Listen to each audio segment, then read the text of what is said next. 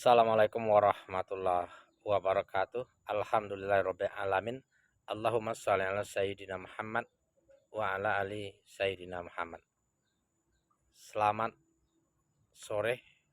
Salam toleransi untuk rekan-rekan kita yang insya Allah belum beriman kepada Allah Subhanahu wa taala dan hendaknya suatu saat diberi cahaya Islam, cahaya kebenaran. Amin, Allahumma amin. Izin ya, si Otang ya, menanggapi komentar di video Anda yang mengatakan Allahumma barik, semoga semakin banyak yang mendapatkan kebenaran Islam di sana Kak. Insya Allah, Alhamdulillah, amin, jawab Boru Hutang. Masya Allah, saya senang sekali mendengarnya, terharu, merinding bulu roma saya menyaksikan video yang diputar ya, menggambarkan Masjid Nurul Iman Sihotang Samosir ya, di Medan lah pokoknya kan ya. Di banyak komentar yang mengatakan di mayoritas non muslim tetapi ada masjid dan dikumandangkan lantunan ayat-ayat Al-Quran. Masya Allah ya. Ya mudah-mudahan ya kita diberikan petunjuk dan hidayah oleh Allah Subhanahu wa taala. Ayat yang dibacakan surat Maryam ya, 30, 31, 32 ya. Ada yang bertanya, apa artinya Kak? Mau belajar Al-Quran? Banyak komentar ya. Saya mau stage videonya tapi sedang nggak bisa nampaknya. Di dalam surat Maryam 30 dikatakan qala inni Abdullah atanil kitab wa ja'alani nabiyyah. Katakanlah, aku ini hamba Allah. Jadi Allah SWT memerintahkan Isa putra Maryam, dalam hal ini saudara kita umat Kristiani menyebutnya Yesus Kristus. Aku adalah hamba Allah, utusan Allah. Nah, ketika dia masih kecil, ini masih bayi ya, masih bayi menurut tafsir ya.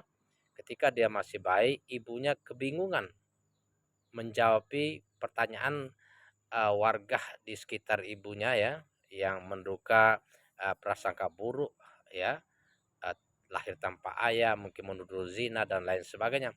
Maka dia menunjuk ke Yesus Kristus atau Isa Al-Masih ya. Kuasa Allah, dia berbicara. Ya seperti ini pembicaraannya.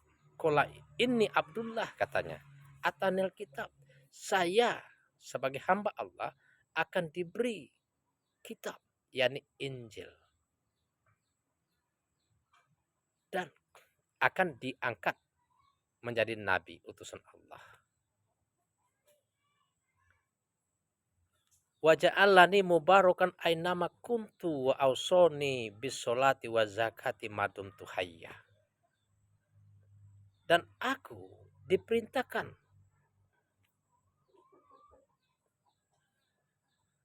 aku diberkahi dimanapun aku berada. Artinya apa? Dimudahkan segala urusan oleh Allah kepada Yesus Kristus, kepada Isa putra Maryam. Dilindungi dia. Apa yang didoakan dikabulkan, dimudahkan. Sebagai contoh, ketika dia dimusuhi, dicari, mau dibunuh, diselamatkan, diangkat oleh Allah Subhanahu wa taala. Sebagaimana dijelaskan di dalam surat An-Nisa ayat 157, 98, 158 kalau nggak salah ya. Jadi ada ayat, sama ayat itu ada saling membuktikan, saling dukung mendukung. Tidak ada pro dan kontra.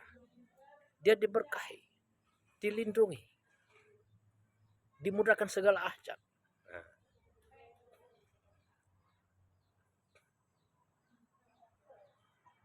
Wa ausoni bisolati wa zakati madumtu hayya. Dan Allah katanya menyuruh aku mendirikan sholat, membayar zakat selama dia hidup. Artinya apa? Dia adalah muslim. Dia agamanya tauhid. Dia Islam. Dia hamba Allah. Utusan. Meneruskan ajaran nabi sebelumnya, khususnya Nabi Musa alaihissalam. Diberikan Injil yang berisi cahaya dan kebenaran. Sebagaimana dijelaskan dalam surah Al-Maidah ayat 46. Wa kufaina ala asarihim bi Isa bin Maryam musaddiqul lima baina yadahi minat Taurat. Kami turunkan, kami utus Isa putra Maryam untuk meneruskan ajaran Nabi Rasul sebelumnya, yakni Musa alaihissalam, untuk membenarkan ajaran Taurat. Wa atainahul injila fihi hudawan nur. Kami berikan Injil kepada Isa putra Maryam, kata Allah, yang sebagai petunjuk dan cahaya kebenaran. Wa musaddiqul lima baina yadayhi minat Taurat, yang membenahi, melengkapi ajaran Taurat, untuk memantapkan ajaran Taurat, mentauhidkan Allah. Wa hudaw wa mau'izatal lil muttaqin, sebagai pengajaran dari Allah bagi orang-orang yang bertakwa. Ajaran Injil yang dibawa Isa putra Maryam atau Yesus Kristus itu sebagai petunjuk dan pengajaran dari Allah bagi orang-orang yang bertakwa. Apa inti ajarannya? Innallaha huwa rabbi wa rabbukum fa'buduhu haza siratul mustaqim. Dialah Allah untuk disembah, Tuhanku dan Tuhanmu, katanya. Ini adalah jalan yang lurus. Az-Zukhruf ayat 64. Dalam ayat selanjutnya, Al-Maidah 47-nya, wal yahkum ahlul injili bima anzalallahu fi wa man lam yahkum bima anzalallahu fi faulaika humul fasikun. Barang siapa merasa mengikuti Injil, merasa pengikut Injil, hendaklah mereka melakukan, memutuskan segala perkara kehidupan sesuai dengan kehendak Allah yang diajarkan oleh Isa putra Maryam. Dan barang siapa menyimpang, tidak sesuai dengan kehendak Allah yang ada di dalam Injil. Apa kehendak Allah yang dalam Injil? Mengesahkan Allah, mentauhidkan Allah. Seperti Isa putra Maryam disuruh sholat, disuruh zakat, ya kan? Nah, artinya dia Islam. Nah, barang siapa menyimpang, tidak sejalan dengan ajaran Injil yang sekarang itu diteruskan kepada Nabi Muhammad sallallahu alaihi wasallam, maka kata Allah, siapapun menyimpang termasuk golongan orang-orang fasik. Wa ammal lazina fasiku fama'wahunar, dan orang-orang fasik sesungguhnya tempatnya di neraka jahanam. Mudah-mudahan menjadi pengingat, motivasi bagi kita.